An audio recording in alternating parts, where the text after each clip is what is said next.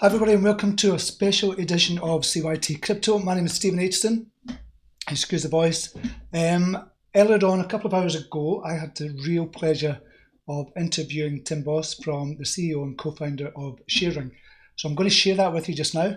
So it was only a couple of hours ago, we've recorded it, edited it, and I'm putting it up for you just now.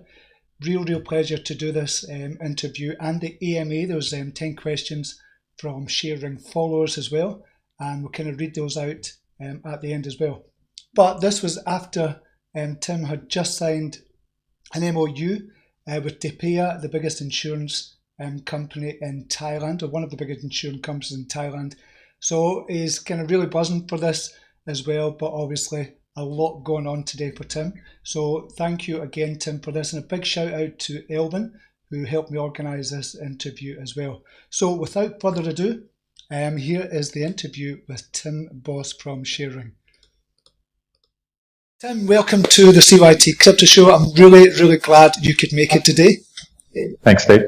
I have to congratulate you first of all. You've just signed a contract literally about a couple of hours ago with Dhipaya, so big, huge congratulations on that. You must be buzzing, mate. Oh, it's very exciting. Actually, I've still got it here, and the ink on it hasn't even dried yet. So, and I mean, today's just been such a long day with the news reporters and everything here. It's just, I think there was about 20 reporters and about 50 staff from Dhipaya Insurance. And you're on two of the big TV channels over in Thailand as well. Yeah, that's correct. So I think it's Channel 7 News, which is the #1 news channel in Thailand. So that should be on, maybe even while we're talking now, it'll be on the news. Oh, brilliant. Big congratulations. And I know we're going to be talking about this later on as well, but I know this is the first of a couple of signings this week as well for me. So hopefully, I don't know if you can tell us anything, but we'll talk about that later on as well. Sure. Okay, we'll get into the questions just now. So this is the kind of main question that I kind of wanted to ask you myself, just to learn about more about you and kind of ShareRing as well, and to let the viewers know, anybody that doesn't really know about ShareRing. So can you take a few minutes just to give us a kind of behind the scenes of kind of Tim Bos and where your entrepreneurial journey has kind of come and where you've got to just now in crypto, and how you came about to kind of create and form ShareRing as well? That'd be brilliant if you could do that. Yeah, sure. So, I mean, I started my first company in 1994, just straight out of university, and I was actually doing training, IT training, and it was just a complete failure. So, I jumped into the corporate world and basically worked for corporations, but always wanted to go back out and start my own company. So in 2003, I started a company called BioWatch, which is a GPS tracking business. I sold that in 2010. Started a car sharing company in 2012, and really the genesis for sharing came from that car sharing company we started. So the idea that we had back then was to try to create a platform for the sharing of anything, and to actually try to do that in a traditional sense using databases and APIs, and make it so it was scalable was just impossible to do. We tried to try to make an easy to sign up, like an Amazon marketplace for the sharing economy, but it was quite difficult. So along came blockchain technology and more importantly, what we call smart contracts, and it basically allowed us to create a platform that scales to do something like the platform for the sharing economy. And that's how we basically built ShareRing off the back of that. So from a personal perspective, the reason why I'm interested in the sharing economy and that basis is I was living in Japan when we first started BioWatch, and one thing I noticed is how much waste there was, and not just in Japan, but I mean, Japan's very much a consumerist society. So, that, you know, after 12 months of owning this great big screen TV, they'd put it out on their front yard, a little truck would come past and pick it up, and, you know, it would just either go to the tip or, be resold or something like that. And it made me think there must be a better way to get better utilization out of these products that people are just throwing away. So, it did become a personal journey to try to sort of build something and do something around that. And, yeah, that's really how we built ShareRing. So what your main areas just now is ShareRing? Obviously, we kind of know the kind of gist of it, just as mainly at the moment it's kind of focusing on kind of travel, obviously, kind of hotel bookings and car sharing as well. Yeah. Is that going to be the main areas just now for the next couple of years, or are you looking at other areas as well? I know we've got kind of insurance, which we spoke about earlier on as well, Dhipaya. So I will speak about that. Other areas that's quite exciting for you with regards to sharing? Yeah, so it's essentially what we've done is we've built the blockchain platform. So it's a customized sort of Tendermint framework. So we've basically customized it with a number of modules for the sharing economy. But one of the things is we did sort of look at, okay, where's the best growth area and what's the easiest way to scale very quickly? And, you know, tourism is huge. There's 2 billion people traveled last year internationally in tourism. So, and tourism has a huge component of sharing involved with it. So anything from the ride sharing when you get off the airport, the hotels itself, so the booking and usage of the hotels is essentially effectively part of the sharing economy, and all of the services that are wrapped around it. So what we've basically done is we've built a set of APIs and then the app and then white label platform on top of our blockchain that is enabled for travel. So we are still talking to other companies that are outside of the travel industry to look at actually utilizing our blockchain. So, I mean, one good example is Dhipaya Insurance. So, you know, if anyone speaks Thai and they watch the news tonight, they won't just hear about Dhipaya Insurance doing travel insurance on our product. They'll hear the president of Dhipaya basically saying that they're partnering with ShareRing to look at putting their insurance products on our blockchain, not just travel insurance, but car insurance, pet insurance, product warranty, extended warranty insurance. So all of these products where people can make instant claims and things like that. So that's just one other use of our blockchain outside of specifically the travel industry. So that area, insurance, could be, because there's other companies out there just doing specifically just for insurance alone, car insurance, I know there's other companies doing that. So that area could actually be huge. Why insurance for sharing though? Why would that? Because that's not an obvious thing that you would do for sharing. I don't think, anyway. I guess it's one of the things about building a blockchain is to make it flexible and work across a number of industries. And when you think about the sharing and rental industry, every single component of that requires some sort of insurance, right? So it benefits us to be able to offer it on our blockchain, but it also benefits Dhipaya that they can utilize or make use of our blockchain and add things like smart contracts for their insurance, instant claims and things like that. So our vision and part of what we discussed with the president was eventually they could have 100% of their claims and also 100% of the insurance contract on our blockchain. And that would be effectively the goal in that. So for me, because when I heard about that this morning, it was insurance, and I thought, okay, what could be the implications of that? And I know we're kind of going off script here, but the implications of that could be actually huge for other partnerships to kind of possibly come on board for sharing and use kind of your blockchain. And that could actually be a massive $1 billion kind of area to get into as well. Yeah, I mean, absolutely. I mean, just that one area alone is because if you think about it this way, insurance costs comparatively very, very little to run and manage, right? So what we could do is effectively rent out, say, a hotel room, but offer free insurance with it. So the margin would be made essentially on the hotel room, but the insurance would be free. So we could package that with everything that we sell. But on the flip side, with their insurance, when they sell insurance, they can offer our extra services like flight bookings, hotel rooms, and the travel services, but other sort of car rental, car sharing, car purchase, and other services that we might offer in the future. So it really interlinks and brings them as part of that whole ecosystem as well, instead of just being an isolated product. Okay, so one of the things I'd kind of noticed, and Tina Lee had kind of posted this in the group on the photos as well, is that this is essentially an ecosystem. It's not just about the kind of app, it's not just about kind of sharing the company, but it's a whole kind of ecosystem that you're actually building up, and you can actually build on kind of modules to that as well, like insurance coming in as well. That's a big thing as well. Can you see other areas? Could you see other areas coming into the ecosystem? Because it is essentially a big, huge ecosystem. It could be.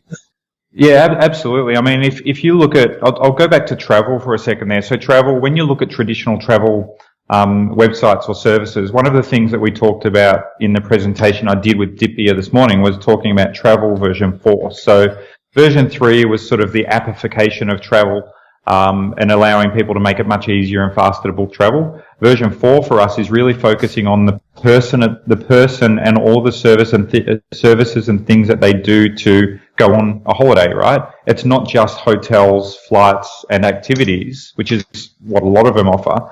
But one of the things for other services is like e-visa, electronic visa on arrival services. So we've partnered with Gateway Services here, who is one of only 2 companies in Thailand to offer electronic visa on arrival services. So we'll offer that through our platform, but Gateway Services are also working with us to put their whole visa approval process on ShareLedger. Okay, so when you think about that, just in transactions alone, that's, we're looking at probably a minimum of 5 million tourists per year would come through on an e-visa on arrival. And then we work through for the e-visa, which is the longer term visas, which will go on the platform as well. So that's just another example. And that creates the blueprint for how we're going to expand into other countries as well. So what most other travel companies do is they basically say, we're going to do hotels. Here's a global hotel booking platform. What we do is we say, here's Thailand, and what do travelers do when they come to Thailand? How do they get there? How do we enable them? And what are the services that we need to offer those travelers, and how do we make it easier for them and make it stickier for them to actually use a single app to do all of their travel here? And a lot of that's facilitated not just by the blockchain, but by the self-sovereign identity model that we've got, which means that they can use this identity to easily book and log into things like hotels, car rental. The e-visa application process, if I demoed it to you now, it takes between 2 to 3 minutes to do the whole application process versus about 30 minutes if you did it through a standard website. Yeah. And the reason why is because if they book the hotel and the flights through us, we've already got their confirmation. We've already done their passport check. We've got a machine learning engine that will actually do a optical character OCR on the passport and the booking confirmation if they booked it through someone else. So we can extract all of the data. We log it into the blockchain and confirm it on the blockchain, and they're basically ready to go. See, that's the thing that really excites me, and I can see kind of far-reaching implication for this as well. And it's the OneID that you're talking about, you kind of alluded to there just now. So that's one of the main kind of things that I'm kind of excited about. A lot of people are excited about as well, but you've got so much more going on. But can you speak a little about OneID as well? And what do you see the kind of vision for the future for OneID? I've got kind of my own ideas about where that could lead to. But this, to me, could be absolutely huge, and it really excites me as well. So could you speak a little about the OneID that you kind of alluded to there?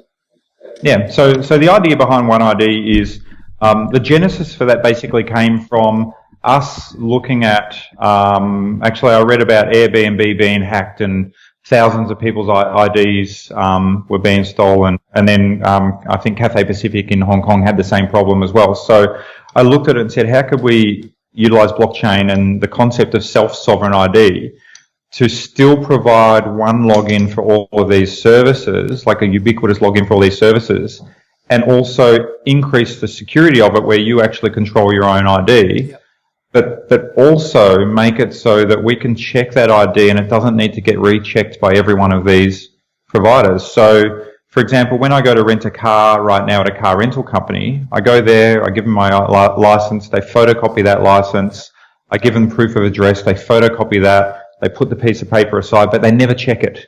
They don't go off to some authority and check it or anything like that. So what if we could do it where I take a photo of my ID, I do a selfie, we check it automatically with authorities like AML and things like that, and we do OCR on it to make sure that the positioning of all the things are right. We do face matching to make sure the photo matches what's on the passport.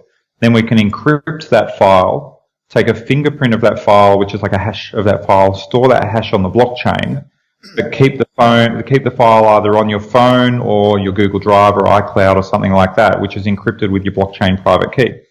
What that actually means is when my ID is sent from me to this car rental company, or the bits that are needed, the system can check that hash on the blockchain to make sure I haven't hacked in and changed the photos or changed my address or anything like that. So you're giving the rental company an absolute assurance that ID hasn't changed and that is that person that's renting that car. Yeah.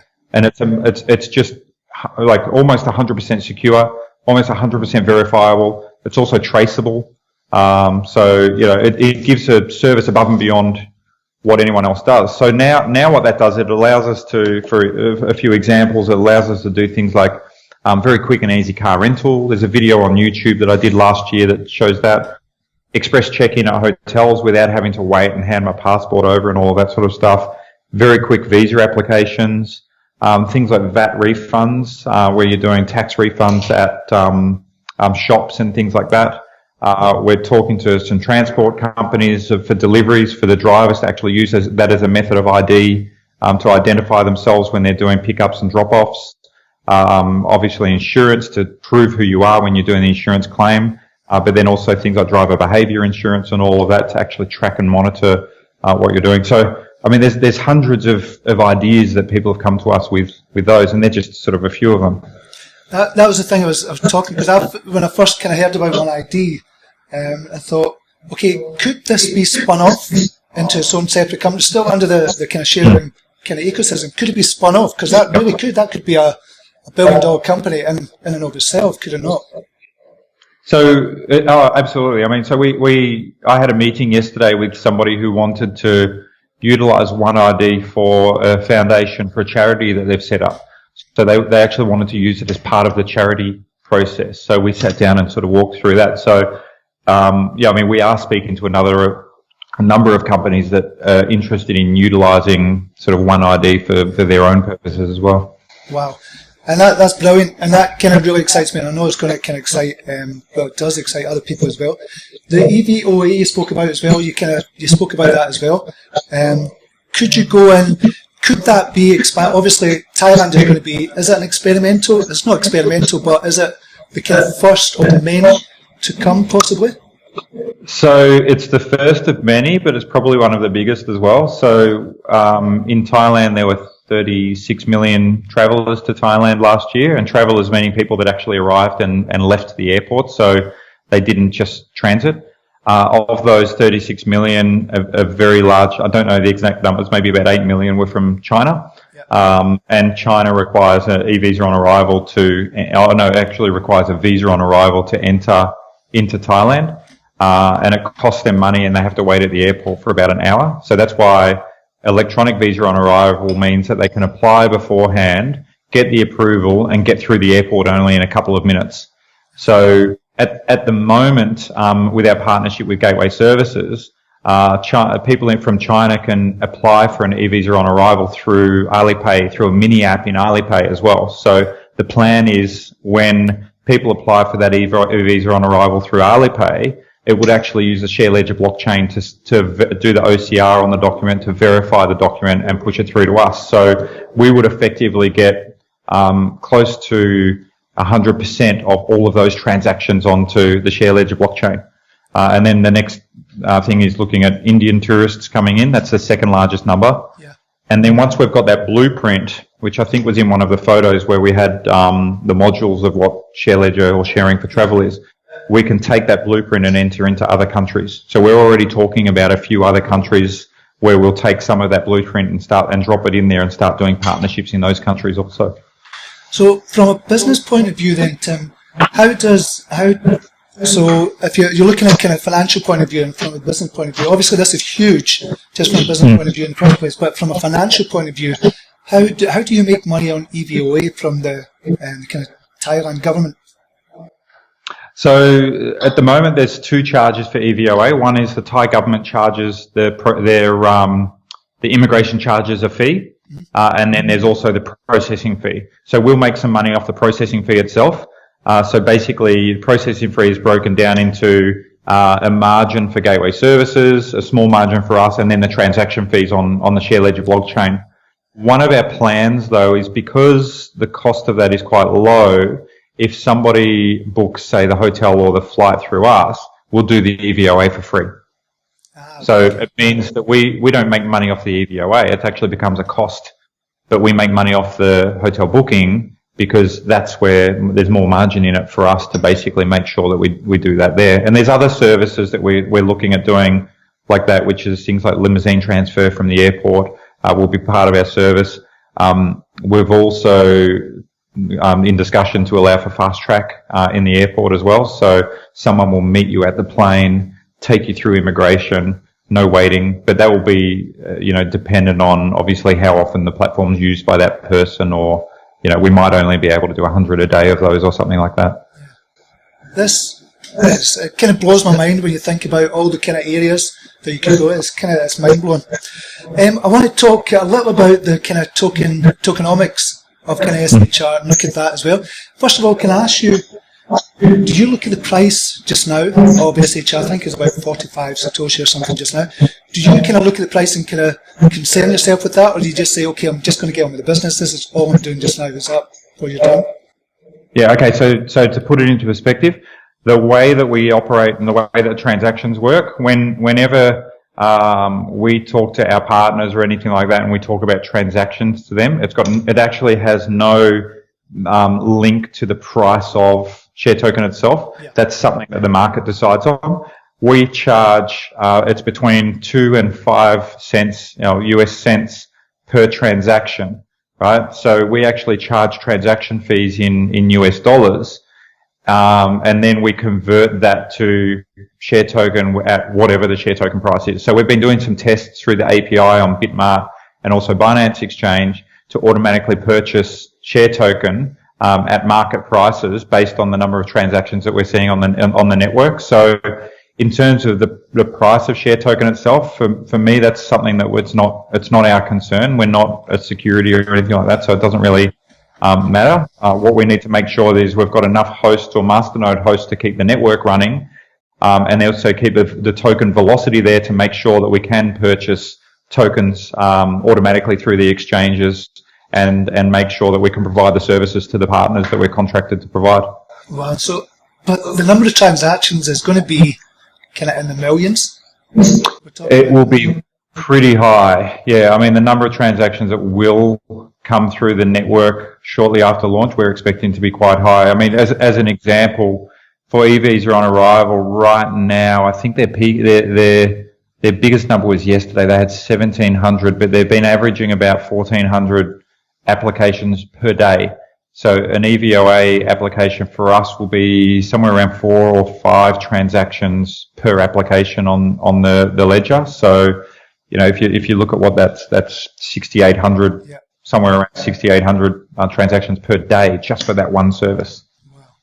But with the thing, just a kind of minor point as well, with the eVOA, you have to have an eVOA every time you enter, well, after every couple of weeks, because it only lasts for a couple of weeks. Is that correct? It's only 2 or 3 weeks. That's true.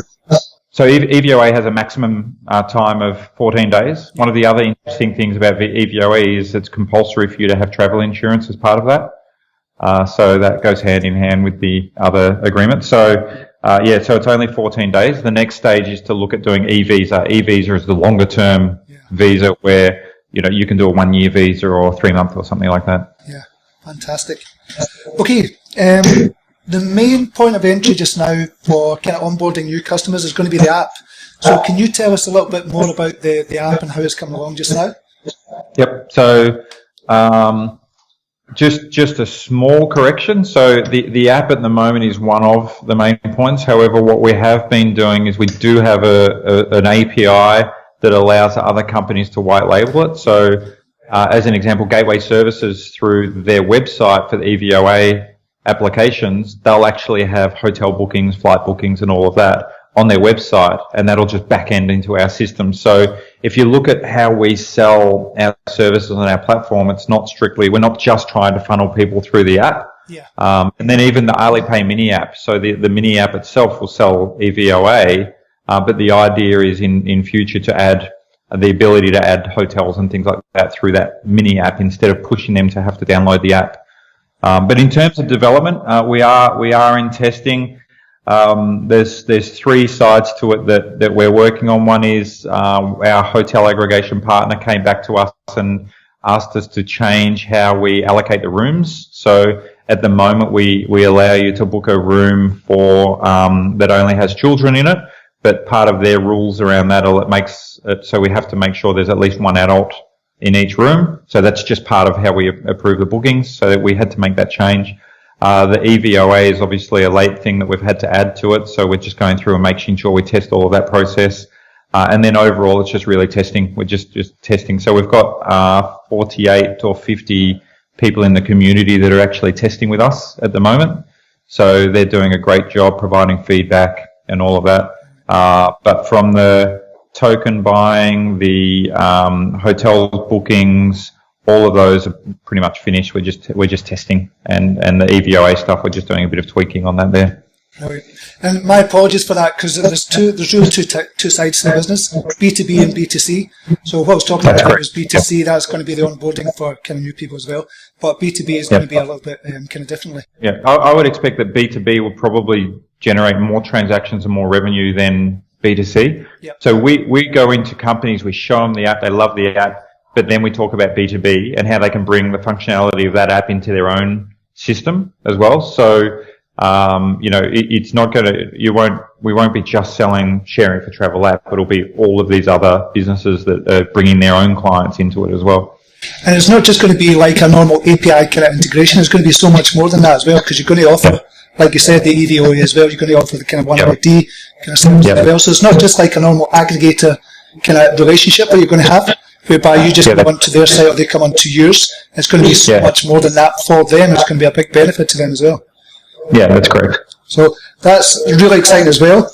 Tim as well is talking about the whitelisting as well, which again is another area that's kind of really exciting from a kind of business and financial point of view as well, because I think, and I don't know what your feeling is on this as well, the blockchain industry just now, they're kind of looking at it as a blockchain industry. They're not looking at it to bring in money and make money like traditional kind of businesses, but you're kind of merging the two together, so like almost like a hybrid, and you're bringing in money from the get-go as well, and you're looking at that. So how's whitelisting going to kind of add to that as well for your business? Yeah, so effectively, if you look at a lot of blockchain companies, the idea that they've found or thought is if you build the blockchain, then blockchain developers will come in and build stuff on top of your blockchain. And the reality is that if you want to bring a lot of existing businesses and ecosystems into your blockchain, that's just not going to happen.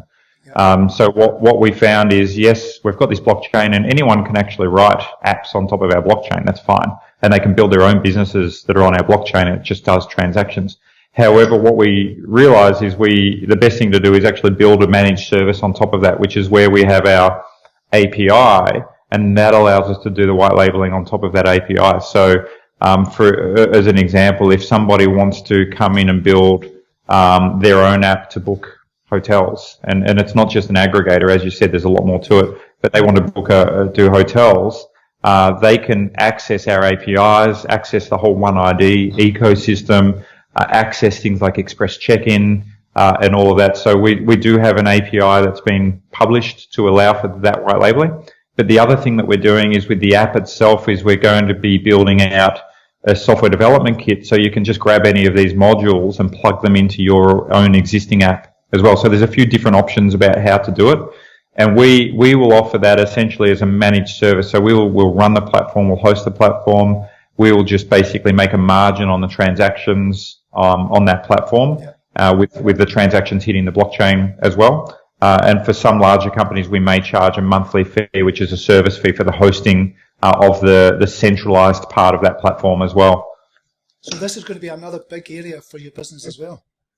Yeah, so we need to make sure that we approach these in a way that doesn't sort of make us too thin on the ground, and make it so that we can also deliver these services. So we're saying at the moment, we're not saying yes to every company that approaches us, and believe me, we've had a lot of companies try to talk to us and work with us.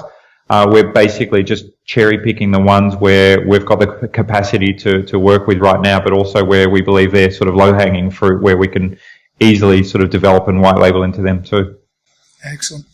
The one concern that I've got with ShareRing, and this is just a personal thing, that you're doing loads of different things. You've got things over there, things over here that you've got insurance, car rental, you've got kind of hotels, you've got kind of personal, just like Airbnb.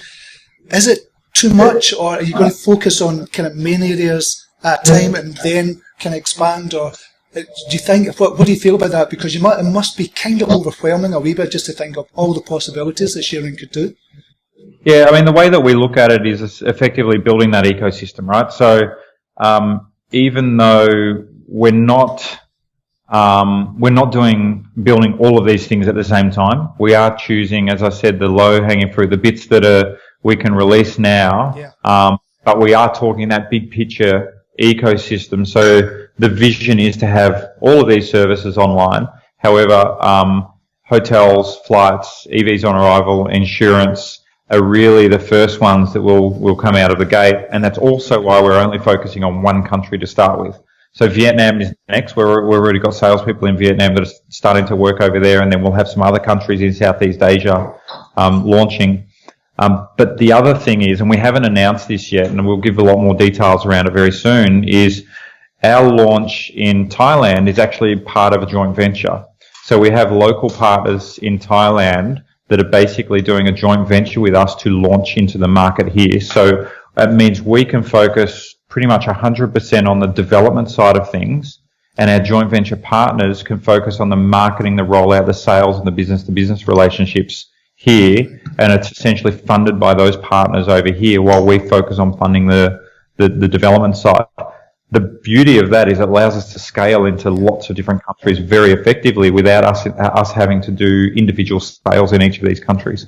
And do you think and actually, sorry, one of the part of that joint venture relationship, the president of Gateway Services is also our honorary chairman as part of that joint venture relationship. So that's quite a large thing. He used to be the CEO of the Mass Transport Association of Thailand.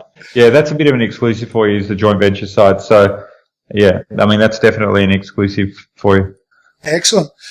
So what about this kind of model then? You're talking about joint venture. Do you think you carry that over into other countries? You kind of talked about other countries. Do you think you're going to do that as well? Yeah. And that's our model, is essentially we'll do the joint venture in other countries.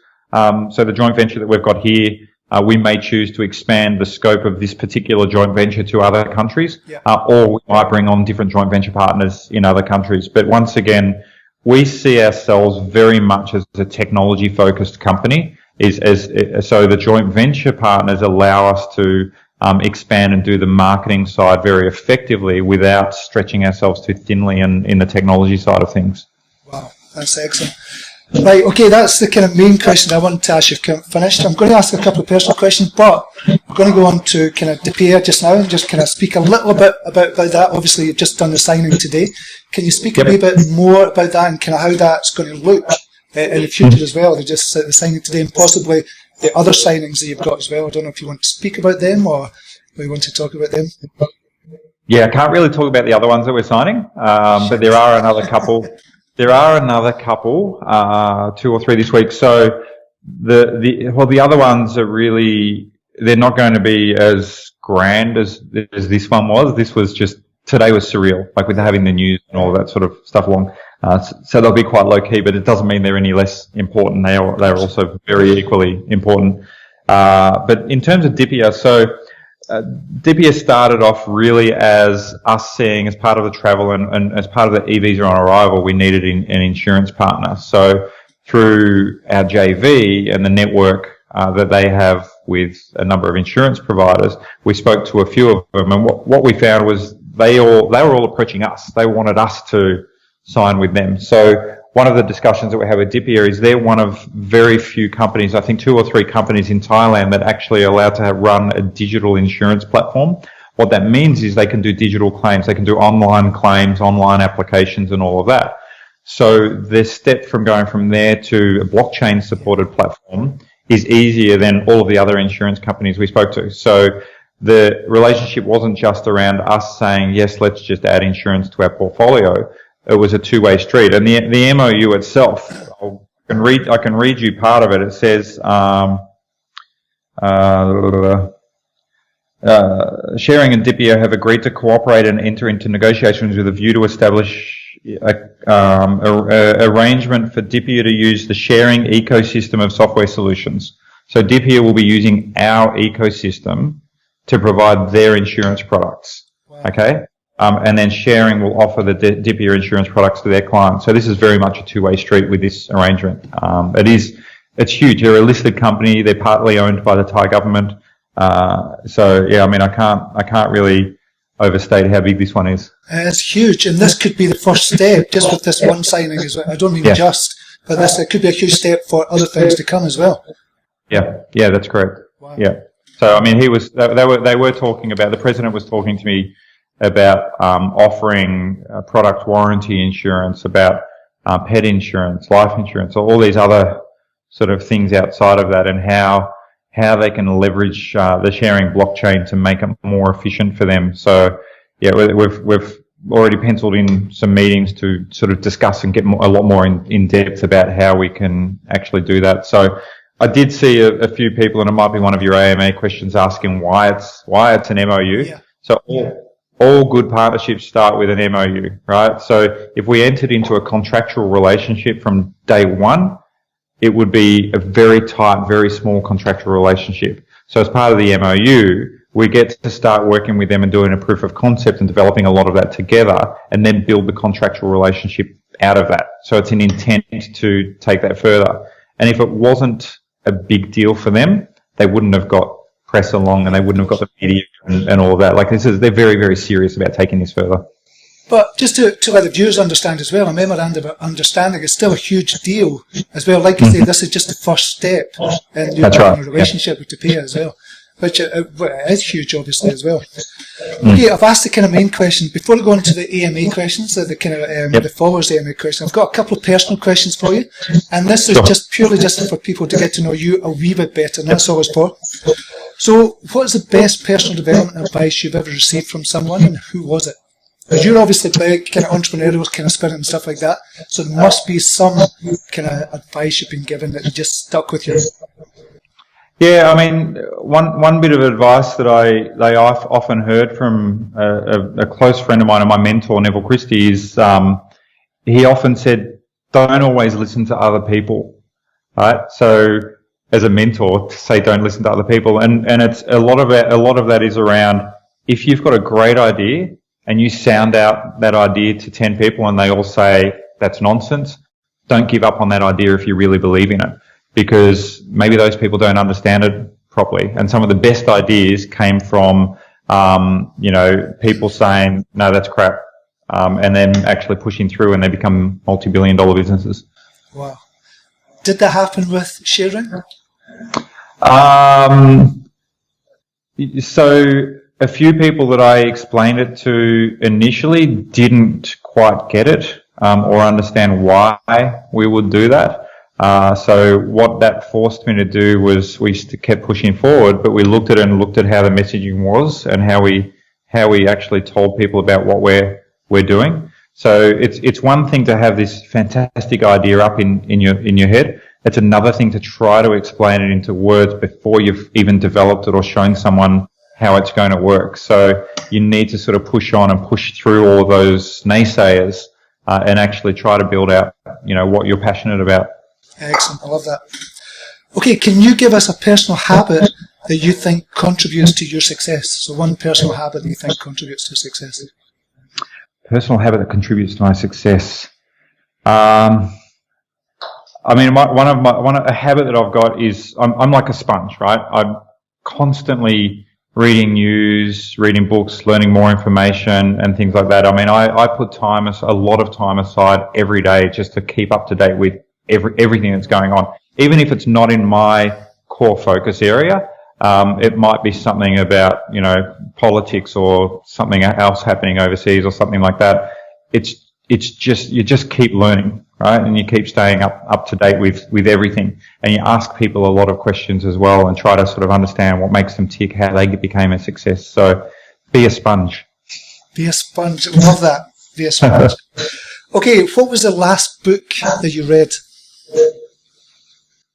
I can't remember the name of it. The last book that I read was the latest Neil Stephenson book, right. The one that he recently released. Yeah, I can't remember the name of it though. It's hilarious. Was it REAMDE? That might have been the last one. Yeah, but that was the last one that I read. I read a lot of. Sorry. A sci-fi genre, is it? Is it sci-fi? Yeah, sort of sci-fi, historical sort of fiction type novels. Yeah. Excellent. Okay, one last question this is about crypto. Do you share the view that the Bitcoin price could reach $100,000 within the next 5 years? I share the view that the Bitcoin price will not go to zero. And I think you look at the fact that I don't know what the portion is, but there's only one Bitcoin for every very, very small number of people on Earth. So if we see greater adoption of Bitcoin, not necessarily about people spending it or anything like that, but it's just people wanting to own it and hold it, and investors and things like that, then absolutely. I mean, I believe it could easily hit that number in 5 years. Yeah. Brilliant. Thank you very much for that. I was just for people just to get to know you. Okay, Tim, we're going to go on to the kind of sharing follow questions just now. I think you've answered one already, but we'll go to this one just now as well. It's about Live Group.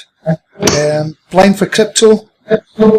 And for anybody that's kind of watching this as well, there's 10,000 kind of ShareRing tokens, and Elvin and I will kind of coordinate that, getting that organised as well for the 10 questions that give the 10,000 ShareRing tokens.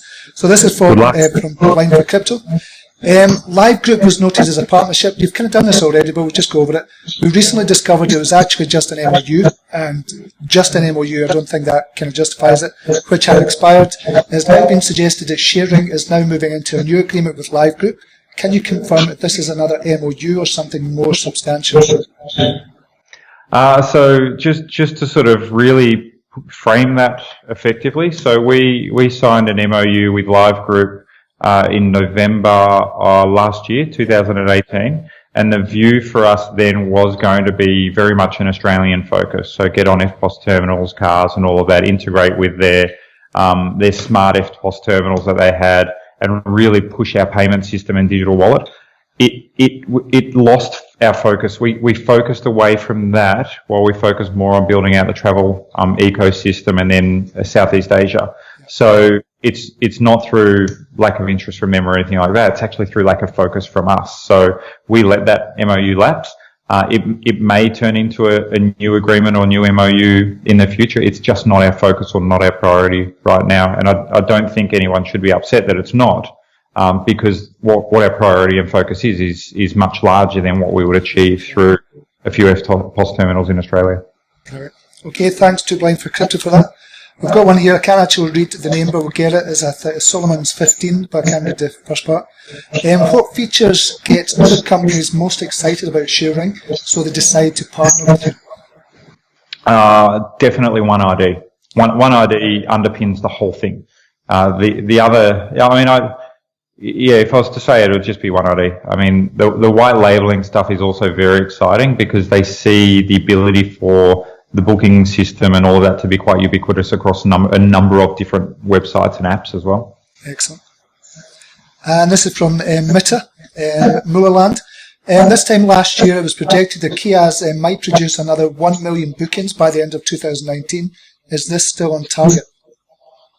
We're not going to see 1 million bookings by the end of 2019 with Keys. I think it's probably tracking at about 800,000. So it's going to be just shy of 1 million bookings.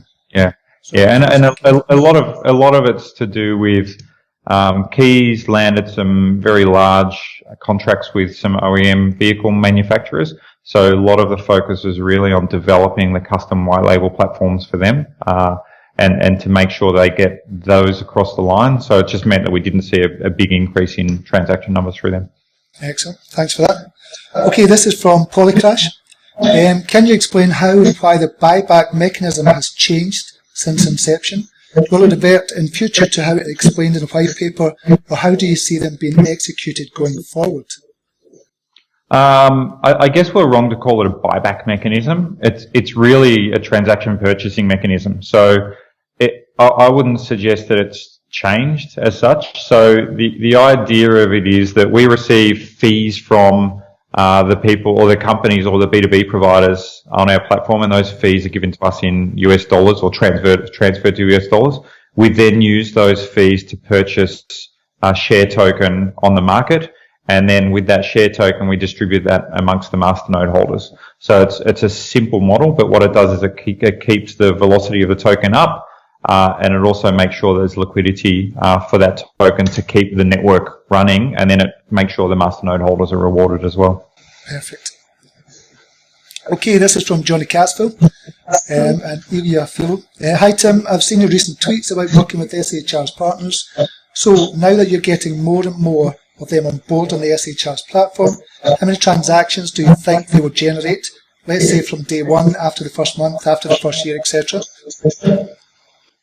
I'm going to take a rain check on that question. It's a great question. It's just that with some of these new partnerships, the numbers have doubled and tripled overnight. So we do have some forecasts around number of users and number of people that will use each of one of those services. We just need to aggregate that and look at the number of transactions. So eVOA, we're looking at somewhere between 1 and 3 million. Somewhere between 3 and 5 million transactions in the first year of usage on that there, growing to somewhere around probably 40 million transactions, not users, transactions, over 3 years for that there.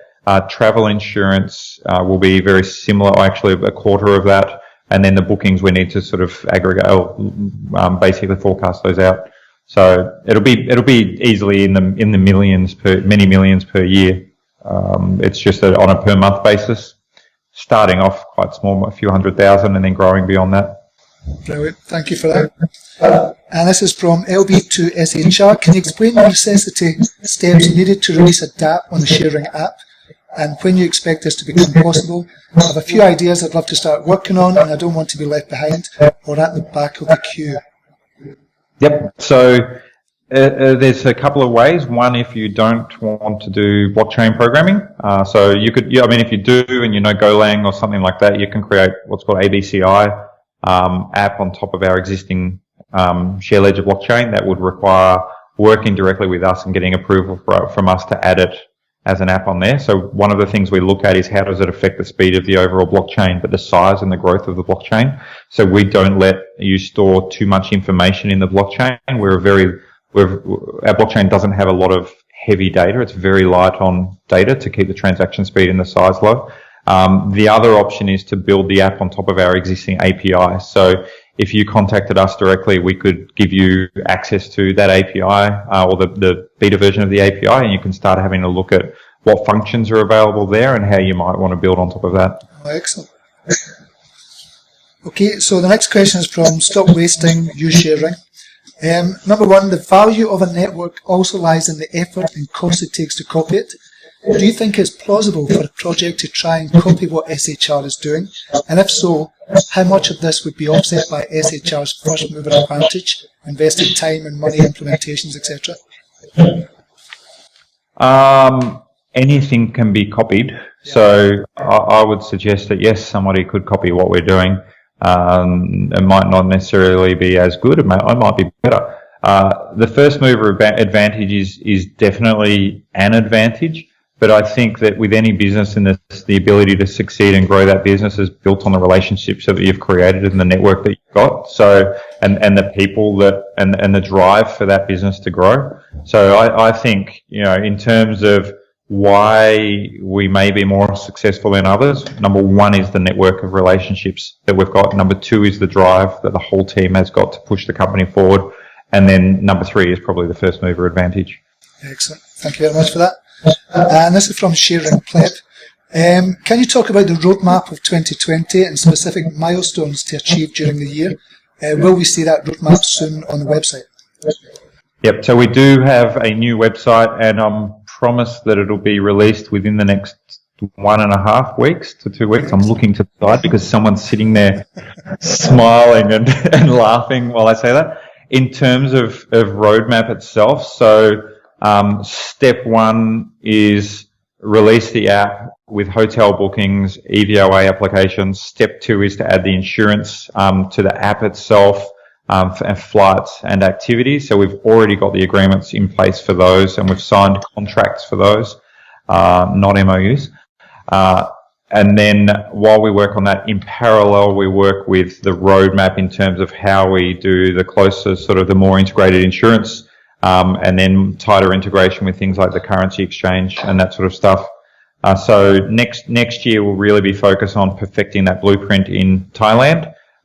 Probably from, I would say June onwards, we would look at the other countries in Southeast Asia that we're already talking to and start looking at how we roll out in those countries. We just want to make sure that we get it right in this one country first before we roll out to other ones.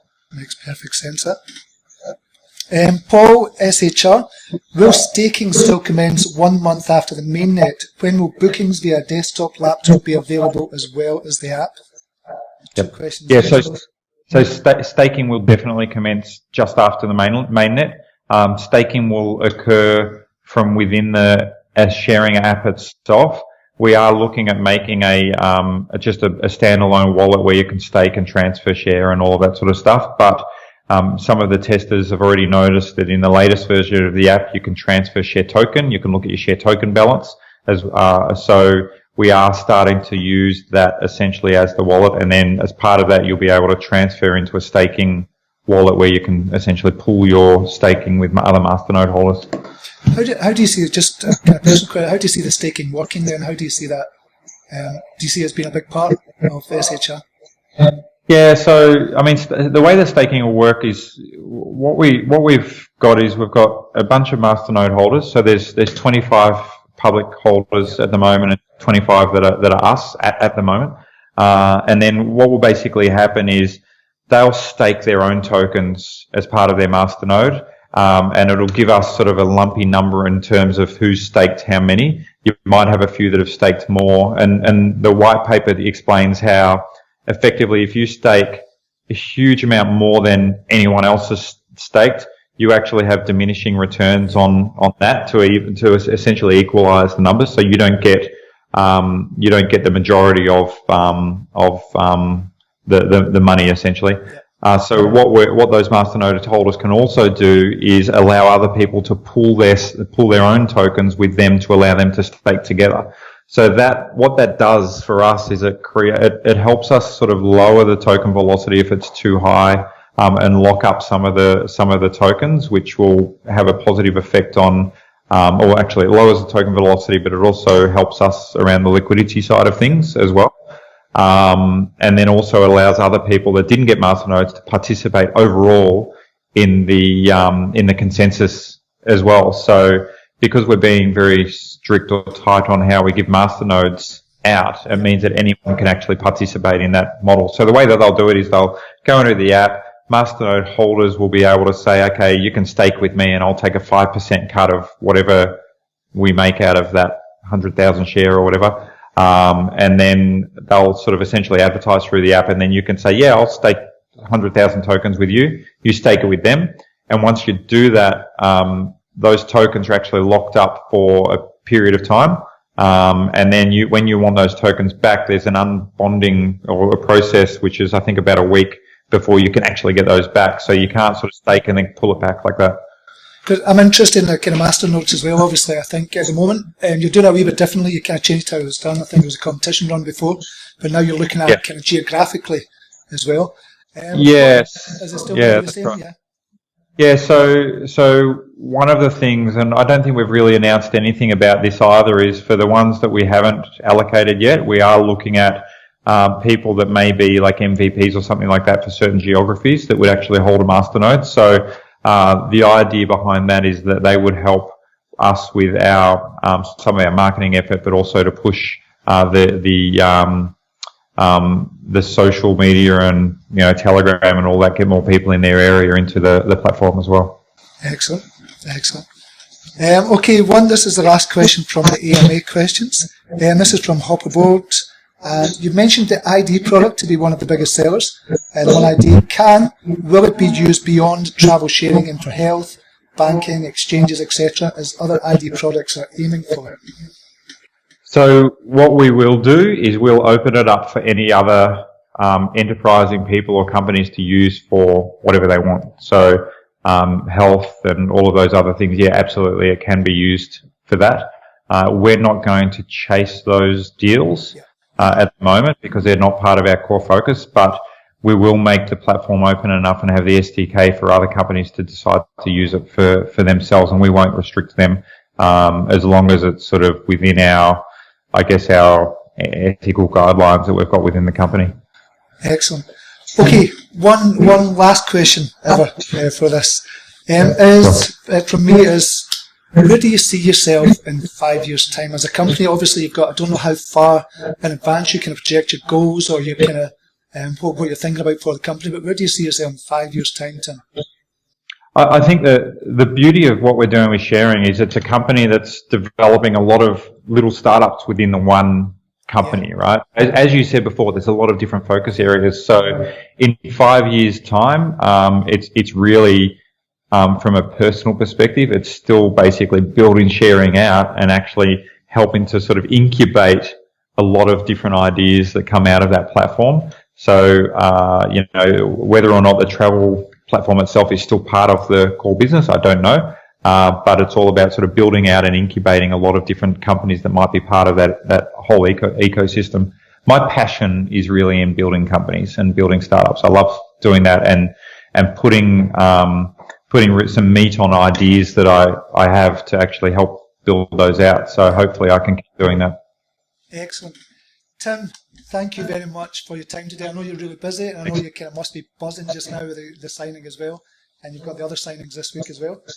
So thank you very much for your time today. And Elvin, a big thank you to Elvin as well. So thank you very much. Really, really appreciate it, mate. Yeah, thanks very much, and thanks for the great questions as well. It's been really enjoyable. Good. Thank you very much, Tim. Right. Tim, welcome to the Everybody, welcome back. I hope you enjoyed that interview. Now, I know my sound was a little distorted. Nothing to do with the mic. It's the same mic I'm using just now. There's a little bit of feedback from the other side, and I didn't realise at the time of recording when I was on Skype. So I do apologise for that. What I'm going to do is I've got timestamps, and I'll have all the questions that were asked on this AMA as well, and the interview, and just every single question, we'll put it up there as well. We've got some links down below. Excuse me. The voice is still not 100%, but I've got some links down below if you want to know more about ShareRing. We've got 2 in-depth reviews, one from Crypto Ninjas, one from myself, and we've got all the kind of social media links for ShareRing as well. Me personally, I thought that interview was fantastic. It was extremely bullish from Tim. Tim was kind of buzzing after the signing as well. He's got another couple of signings coming up this week, so look out for that on Twitter as well. Lots of amazing news coming out for ShareRing, and I think as a long-term hold, this is going to be an amazing, amazing project. And I'm looking forward to it. I'm holding mine just now. I was trying to get enough for a masternode, but I'm probably not going to get there. But we'll see if we can get in on a shared masternode as well. So I'm willing to hold this for a couple of years at least and see what happens after that. But Tim was brilliant, very down to earth, very likable, very affable, and very knowledgeable, obviously, as well. Big shout out to Elvin again for helping me to organise this as well. And again, apologies for the kind of sound from my side and for my voice as well. But hopefully you got a lot out of the interview as well, and you're as bullish as I am as well. Thanks again to everybody. Really appreciate it. And a big shout out to Mark Ennis as well, who first got me on to ShareRing. I want to kind of shout out to Mark as well. He first got me into ShareRing when it was 11 Satoshi. But I got in when it was about 40 or 50 Satoshis, so big shout out to you as well. Okay, thank you again for watching, really appreciating it. If you can share this on social media as well, want everybody to know about ShareRing, that would be fantastic. And as I say, I'll do the timestamps after this live show as well. Okay, take care and namaste. Bye now.